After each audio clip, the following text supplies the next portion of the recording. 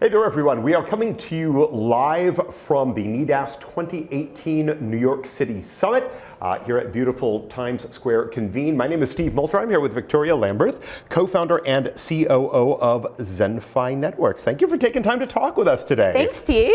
This is really fun, right? Yeah, this is great. Thanks for having me. Sure. All right, so ZenFi Networks, they are a communications infrastructure provider locally based and operated right here in New York City.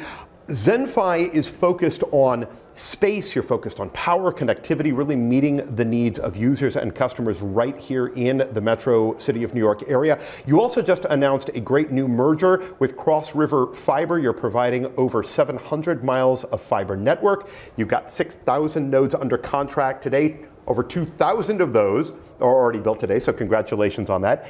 And you're expanding really into the service provider and carrier space now too. So I love what it is that you guys are doing with ZenFi Networks.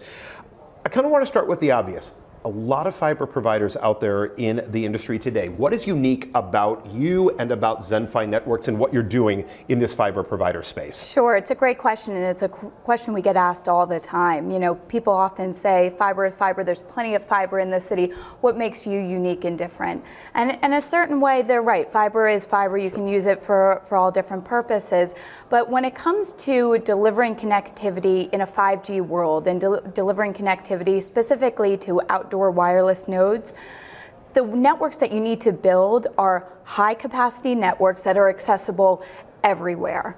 We've been in the business of building and operating fiber optic networks for over 30 years. In fact, our sister company, Hugh O'Kane Electric, is a third generation owned and operated company here in the city, building networks for others. And so when we started ZenFi in 2013, we knew how the legacy fiber networks were built. They were built to serve the enterprise customer, highly resilient, high capacity networks that were in between large enterprise buildings and data center spaces.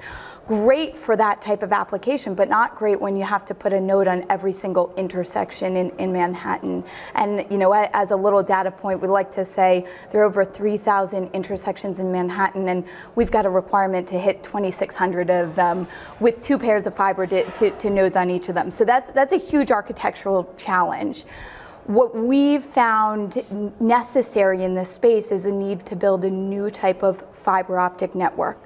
A network that can be accessible in every single manhole that it traverses. It's a front haul fiber infrastructure. It's built in a similar architecture to the traditional cable networks where you've got a hub, tree going out to hitting nodes, and those hubs ring together with a traditional backhaul network.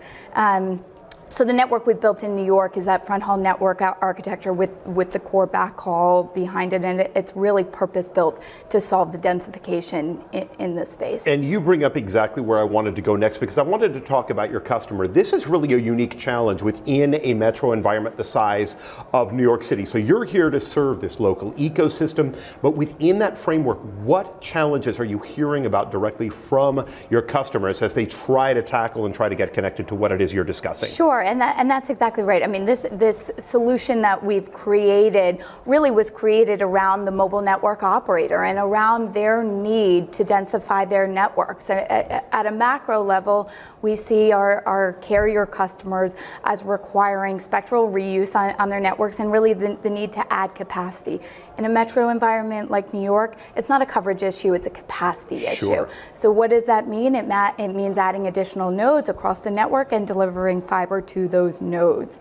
In terms of specific challenges that we're seeing for our carrier operators, there are 3 main ones. Siting is the first, time to market, and cost. So you take a city like New York, which has a great forum and a great process for getting sites reserved throughout the city, but they're still limited in the number of sites available. So in the city of New York, you have to be a franchise holder in order to install telecommunications equipment on poles. There's a limit at intersections to have 2 poles that can have wireless equipment attached to it. So you got to think if you're coming in and there's already a carrier on 2 of those poles, well, all of a sudden you can't use that intersection, and where are you going to go place your equipment? Sure. That's a main challenge, siting. Within siting, you also have a challenge with the form factor of what you're able to put up on the poles. So even as a neutral host, you're somewhat limited in the amount of carriers you'd be able to serve, even if you are able to reserve that 1 pole. So you've got a siting challenge here in the city. Once you solve that siting challenge, you still have a time to market issue. So if you do find a location, a pole, smart street furniture, the like that works for you, you're talking about 6 months to a year to deploy between permitting, constructing. We're finding on average DOT poles, it's about 6 months start to finish, and utility poles, it's about a year start to finish. Major challenge.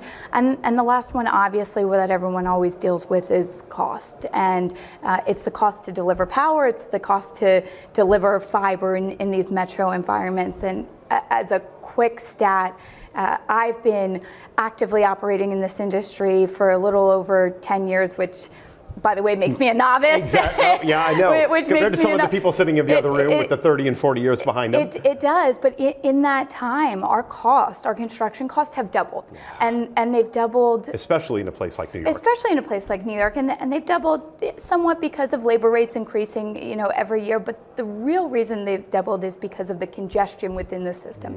It is just physically harder to install those cables. So it makes it even more important that when you are building a new fiber optic network in a city like New York, you're building it so that you can actually use it and that you can intercept it at various points. Huge number of challenges, and the red tape of municipality, which we didn't even get into on that. Right. So we're here, we're at NEDAS, we're having a great time here at Convene. What is the primary message? If people walk away with the one takeaway from ZenFi Networks and what you want them to understand, what is what we want to deliver today? What is that core? Yeah, so the real thing is ZenFi Networks is a communications infrastructure provider here in the city. We build a fiber optic network with space, power, and connectivity with the ultimate aim of serving the mobile network operators. Our network was custom built to solve the problem of densification. We are locally owned and operated. Our sister company has been in existence since 1946, so we've got a team of experts behind us building, and I'm really just excited to get the word out, to shake some hands and let people know that there's an alternative provider here in the city that can do some creative things and let us enable you to build out your networks. Wow, and considering the history, ZenFi Networks showed up at such an incredible time. 2013, what's happened in the last 5 years, it's really remarkable. Congratulations to you, congratulations to the company. Thank you. Go out there, get to know ZenFi Networks. Victoria, thank you for taking time to talk. This has been fun. We appreciate you being here today. Thank you very much. It was great speaking with you. And thanks to all of you for watching.